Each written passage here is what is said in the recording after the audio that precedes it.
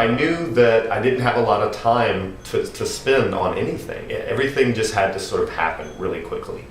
And when putting the crew together, I knew that I was going to need a good producer. And so I called Dano Anderson. I love to help my friends out and stuff like that because it goes vice versa my way too, you know. But that's what makes us a unique business. He's one of these very magnanimous guys, and he can totally get people to do things that they normally wouldn't do.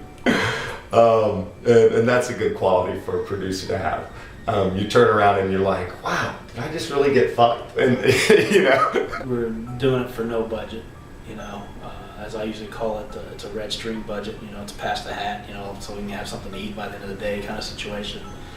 We didn't have any money for production design, no money for set dressing, so the location had to be perfect. It had to basically already be dressed. When we finally got out to the area, it was pretty cool. I mean, I was like, okay, now see. And then when we finally got to the final, to the house, that's when I'm like, okay, this is it.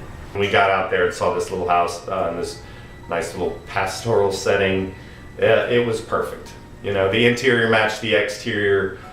The house was dressed. It had plenty of character, plenty of opportunity for lighting, and lots of texture.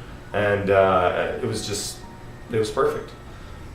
When we started looking at the DPs and who we wanted to get, there was many factors that were involved, considering, you know, we are in the film business.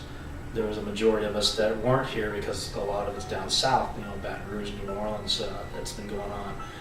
One of the individual that I've noticed some of the stuff that he's done and everything else, and I've heard some pretty good stuff. He's a local, you know, Chris Lyon. So, you know, gave him a shot, say, hey, do what you're doing. And plus I knew he had a kit, and we'll go from there. When I first got the call from Phillip about working on Nobody But Her, he really just kind of spilled out this really wonderful idea for a very short horror flick, and I hadn't really done a whole lot of work in horror or thriller genre before, but the way he spoke about the project, the passion and the drive that he had for what he was doing was just all too convincing. I was like, you know, Chris, look, this is kind of where we're going with it. You know, I want you to be ambitious, I want you to be creative, and you know, we talked a lot about film noir, we talked a lot about German expressionism, using shadows, using color, really sort of painting, you know, with different temperatures of light. We tried to keep away from some of the standard run-of-the-mill shots. We tried to get really creative with mixing up handheld with Dutch shots and trying to frame things creatively so that we could help enhance the story.